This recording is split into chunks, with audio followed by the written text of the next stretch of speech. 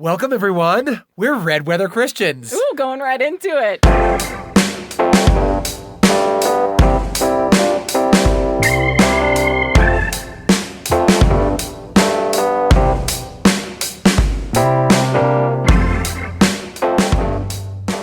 Listen, we are ready to go today. We've got our drinks. I have my hot drink. I've got my cold drink. Cheers to that. Okay. And today is the politics episode. Yeah, neither of us really want to talk about this because we know we're going to alienate at least half of you. No, we are not. We are having a discussion. I think we're going to do it in a way that's not going to alienate anybody, Stephen. I mean, people are primed to be alienated and divided. That's what I'm talking about. Well, maybe they just saw the title of this episode and they're like, oh, I'm done. Never listening to them again. That's right. So our main reason for this is because it seems like the church or Christians or evangelicals have double standards. You know what? When you say that, I think of what the biggest complaint towards Christians is that I've heard all my life. Do you know what I'm thinking, Steve? You're talking. I'm not thinking. Okay. Because that's how a podcast works. All growing up, still to this day, when I talk to non-Christians, their biggest complaint with Christians is hypocrisy. And I think the idea of double standards plays right into that. So we're going to be talking about that today. Right. And also with double standards, we also are disillusioned with the idea that the church or people who go to church or people like that generally can end up voting on a single issue. Yes. And then that's what brings it into politics. So we're going to start with our history with politics growing up. I think I can speak for both of us when we say we didn't care too much about politics. I know I didn't. And what I did know of politics, I didn't really want to get into because what I saw in my own family was arguments and awkwardness and the air at Thanksgiving becoming suddenly very thick. Obviously, we're 80s kids. So, yeah, it was the Reagan era and then Bush. We were kids. We didn't care at all. Really. But when it came to the Clinton era in the 90s, we were old enough to kind of pay attention to things, to hear the news, and it was pretty hard to not know what was happening with Clinton in the latter half of his presidency. Yeah, I remember it was a big thing in my family. Like half my family voted for Clinton, half of them voted for Bush, and it was a point of contention for sure. And it got to the point where my family just didn't talk about it at all. Anyway, so that was the big thing in the 90s, but really with Clinton having some of those extramarital affairs in the Oval Office and things, it set a precedent. In my family, when we heard about that news, my dad and my mom were both very clear that that behavior was not acceptable. By any human, but especially someone in a leadership position. You guys know leaders are held to higher standards. And especially the president of the United States talk about a leader. And in my family, yeah, it was similar. My dad wasn't really ever a Christian, quote unquote. So he didn't really care, whatever. But my mom was like, yeah, that's unacceptable behavior. Right. Now, plenty of people overlooked some of those infidelities because the 90s were good economically for the most part. And so, well, I don't care what you do in the Oval Office as long as I'm making money. I mean, there was some fallout, of course, with his perjury and whatnot. But all in all, things were rolling along pretty well because the economy was doing well. Then you get the 2000 election, which was, to say the least, very divided and ended up controversial. And remind our listeners who was up for election in 2000. That was Al Gore versus George W. Bush. Now, after the whole hanging chads and issues that Florida had, ultimately people settled down. And I will probably say that the Christian church that we were involved in at that point, they weren't too upset about this election and potentially problems with the election because the Republican won. And for you listeners out there wondering what Steve means by that, I would say the majority of evangelical Christians tend to be Republican. which was actually a surprise to my best friend in college when I said, yeah, I vote Republican generally. And he's like, what? Because he was from, the Bay Area of California, and he would never thought that was possible. Yeah. And I grew up in the Bay Area of California. And while my immediate family was Republican, my grandpa wasn't, my uncle wasn't, my other uncle and aunt weren't. So, I had a healthy mix, I would say, of opinions in my life. So then comes not necessarily a political event, but how we respond to it, or at least how we kind of heard responses from the Christian church, and that was 9/11. So George W. Bush is in office. It's early in his term, and the planes fly into the Twin Towers. So what I heard in general was, let's go kill those mother effers.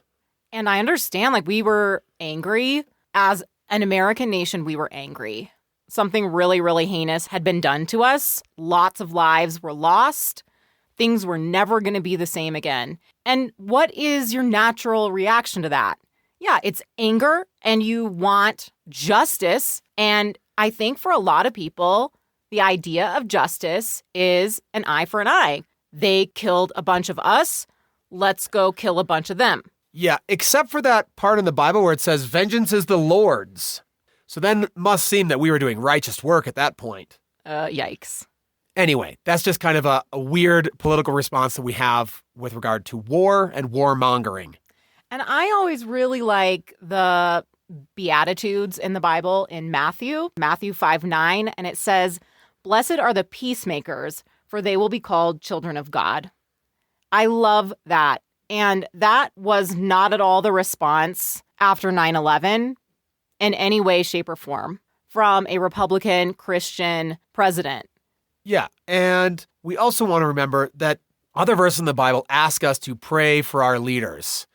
And specifically in 1 Timothy 2, it says to do that for all kings and all those in authority, that we may live peaceful and quiet lives in all godliness and holiness. So we're now adults, we're living a married life or whatever, and the next few elections didn't seem so divided. People, maybe they had stronger opinions than we cared to know, but... Yeah, no craziness. Then, of course, you have Obama. Oh, man. I remember hearing a lot of weird things from the Christian community when Obama was a presidential candidate. And a lot of it was fear. A lot of it was, if he becomes president, our nation is going to crumble. And I remember thinking, I don't understand what they mean.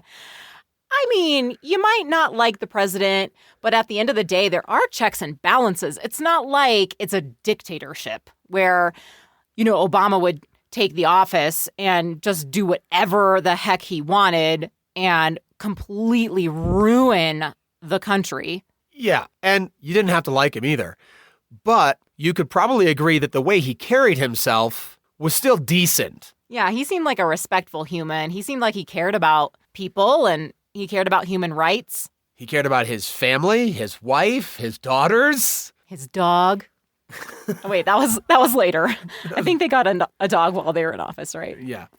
And then, of course, in his term, the big thing from Obama was Obamacare. And we didn't understand why people got so riled up about people being offered affordable medical care. This has always been a weird issue to us because again, I know that it seems like we're just generalizing, and I don't want to say that every Christian is like this, but the people that were in our Christian communities seem to really rail against any kind of universal health care. But then at the same time, they weren't doing enough in their own churches or in their own Christian communities to make a difference for these people who would need or would benefit from universal health care. So it goes back to that kind of double standard or hypocrisy where it's like you rail against the healthcare saying government shouldn't be in charge of that, government shouldn't be in charge of that, but then you're not stepping up to the plate and being in charge of it either. On the other hand, people might have just been riled up about it because how we were going to pay for it. And so then, yes, through the Obama administration, the debt which the U.S. had incurred increased, and we're still trying to recover from it. That has been happening for multiple presidencies. So it's kind of a shoulder shrug, like, well, what do we do about that? That's a separate issue. Yeah, and we're not saying that like Obama was just so great and perfect or anything. Every president is imperfect. Every president has his, maybe it'll be her someday, his own issues. But it's going back to the Christian response of vitriol, it seems, so many times. To make sure we focus on multiple presidents here enough, Obama's reaction to the Flint water crisis wasn't great. But I don't think our Christian response to the Flint water crisis was any better. We kind of just said, it's over there. Not part of our world.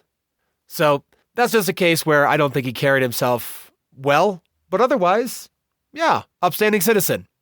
And then comes 2016. This is what we really didn't want to talk about.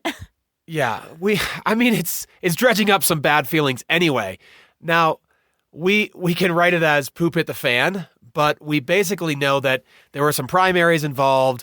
On the Democratic side, you had a primary where, the candidate ended up coming out on top, one maybe because of dubious actions within the party itself.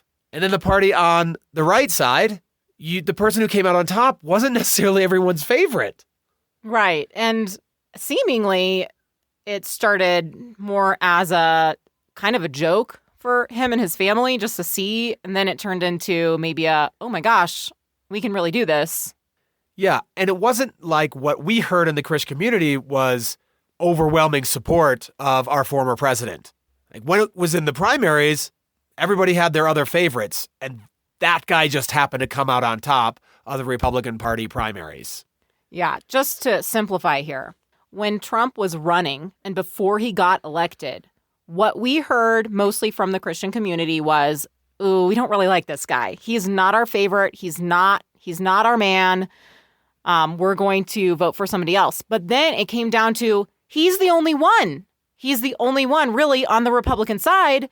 And so he got elected. And then here's what was so strange for Steve and me is that it seemed like the Christian church flipped. The evangelical church, I should say. I think it's more so evangelical, more the conservative Christians seem to flip and seem to open up the floodgates of support and heart emojis and all the good things for someone who a couple months ago, they were like, no, I don't think he's a good person. I wouldn't vote for him. Yeah, because he had unapologetic locker room talk. Yeah. And how do you, we're talking about it's within 20 years from the time when Clinton was impeached for perjury about infidelity, something that maybe this also president-elect might have had. And, oh well, he's a Republican candidate. He's pro-life. We just have to wonder if it was the Democratic candidate who was elected and had done some of the same things that Trump had done, I wonder what the Christian response would have been to that. Well, the Christian response was, we definitely don't want the other Clinton in office. That was pretty clear. And while I also didn't necessarily want the other Clinton in office, that's not what we're debating here. We're talking about the church's response to a presidential candidate who has very questionable morals. And while the Christian community acknowledged that before he was president, after he was elected, it was like, we didn't talk about it anymore. And the response that Steve and I heard a lot was, well, we are going to be praying for our president. We support our president and we're praying for our president.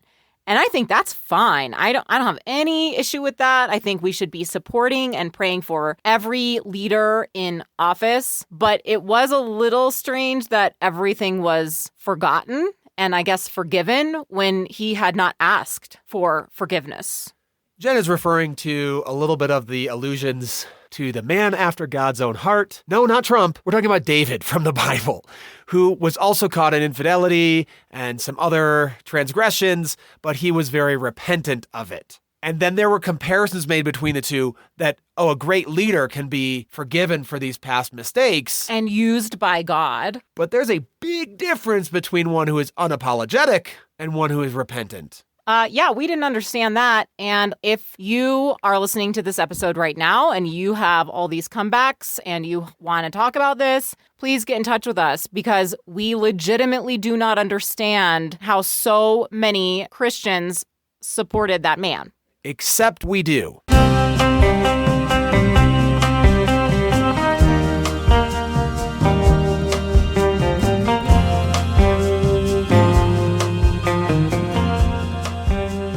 In one way, and that is when it comes down to single issue voting. And we can debate about abortion in another episode, and you might already write us off because we even think there's a debate about it. But if you think about single issue voting, which is usually done on abortion or women's rights, from both the left and the right side in the US, it's not sufficient. You can't look at just one thing, and I'll tell you why. Single issue voting is similar to people rejecting Christianity over a single issue. You may have even had that in your life. You try to tell someone about God, try to tell them about the love of Jesus, and they're like, no, I can't, because I can't get over the fact that this God that you think is so awesome ordained genocide in the Old Testament, or ordained the marauding crusades, or inquisitions, or anything throughout history where it makes Christians look really bad. They can't get past those things, that single issue where God kills people, to see the good, the glorious, and the sacrifice of Jesus. Because historically, it wasn't and isn't all about love like it should be. And just in a moment of vulnerability, I can resonate with that a little bit, where I feel like there are times when my heart wants to write off God because of a single thing that I really, really can't understand, like genocide. Yes, pretty terrible. Let's just go with that because that's pretty horrific. In my heart, I would want to say, you know what, done. I'm not dealing with a God like that. And some people could come back. Again, we are not biblical scholars, but they could come back with the fact that a couple of the tribes that the Israelites were taking the land from when they're coming back across the Jordan River, they were spared because they are like, oh, your God must be awesome and we believe in him too now. And they were spared. And the others weren't. But come on, the order was pretty clear, like go and clear cut everybody out of that area and take it for your own. That doesn't seem too kind. And the reason I bring up that particular reason for people rejecting Christianity is because genocide is killing people. So if you think about abortion as killing people, which we could have that argument about when life begins, sure, bring it up, let me know. That's what we're talking about. So you're talking about this group of people thinks killing people is okay, very little people, albeit. And the other side is that's a choice. So we have a problem with single issue voting. Single issue voting and looking at life in any kind of lens where it's some kind of single issue, tunnel vision or anything like that, it's not acknowledging the complexity of life and the complexity of our brains and our actions. Listen, we do not live in a black and white world. We don't. The Bible is not black and white. You might think that it is, and you and I would need to have a conversation about that. And to dismiss the complexity, I think you're losing out on life. A lot of the beauty of life, actually. So when we're looking at why this matters, people started voting for someone who they thought was otherwise reprehensible for a single issue. And I specifically was talking with my dad, and I'm saying, Dad, you would have never let me support someone like this back in the 90s when it was happening with Clinton. Like, this is reprehensible behavior. You do not support someone like this who would permit this to continue. And yet, he is more than willing to look the other way now. And I don't know why. I still ask him these questions. So yeah, Steve and his dad had some heated debates via FaceTime. But we were in another country starting in 2020. And so then the next election comes along and we were still connected, but we are literally in another country. So we felt a little bit sheltered from it all, but it seemed like it was craziness. From what we saw and in the news, that election seemed absolutely bonkers. Well, in that time, that chaos was on several levels politically, with 2020 and the pandemic coming and the George Floyd murder and the election cycle. And I mean, it all came to head. And then, of course, whatever you think about January 6, 2021, that happened. But again, as Jen was mentioning, we were out of the country. It wasn't as close to home for us. But of course, we still have social media, and I see what people are posting and their opinions, because people are pretty free to express what they think on social media. And it was pretty clear. I don't know. I'll just share one example. When people would post Bible verses and then within minutes post a picture of a flag that they're flying that says F Joe Biden, I mean, didn't seem like a Christian response to me. Didn't seem like a response any human should have towards a leader who, a few months before, when Trump was in office, these same people are saying we need to respect our leaders and support them and pray for them. And now they're flying a flag that says F Joe Biden. It's confusing. And, going back to that big complaint that people have against Christians, I can understand that. It's hypocrisy. And we're not trying to get away from the F Donald Trump flags that might have been flying too, that may have been flown by Christians. That's also unacceptable. What we don't like is a double standard. That kind of behavior is not acceptable. I was taught that growing up. So it shouldn't be acceptable from either side of the aisle. And you should be able to, follow a couple of those Bible verses we mentioned and pray for those who happen to be in elected positions above you in authority. Specifically, in Hebrews 13:17, it says, have confidence in your leaders and submit to their authority. We're supposed to submit to their authority. I read in the little notes, my little NIV Bible, it does not refer to dictatorial leadership, apparently. You're not supposed to just submit to that. But we are basically in a democracy here. You can question that, of course, with the last election, if that's what you really want to believe in. But if you want to change that, you vote in the next elections. You vote the next time differently, or whatever it is you want to do. But for now, you accept it and make the best of it. And we didn't accept it and make the best of it necessarily when Trump was in office. Steve and I were kind of complainy pants about it, and we had some vocal moments with some close friends. But I say with some close friends, we weren't flying any flags or really posting much on social media. I wrote about it in my blog a little bit. I did. But I try to keep it tactful. And still, I want to talk about what's going on in our nation, but not in a way that's inappropriate. But at the end of the day, we understood that, again, there were checks and balances. He wasn't a dictator. Even though we didn't necessarily vote for him, we weren't scared. We knew that he wasn't going to just go in and ruin everything like, what people thought Obama was going to do. He made some decisions that maybe we didn't necessarily like, but he made some other decisions that were totally fine. So we tried to respect him in those ways. Yeah, and that's the thing. When you get down to it and you ask yourself, well, what do I do as a Christian human or a good human if you don't respect or you don't agree with your leader?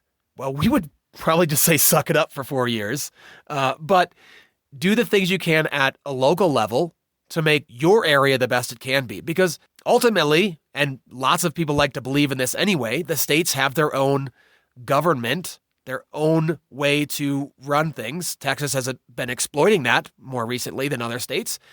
But you can change things closer to home.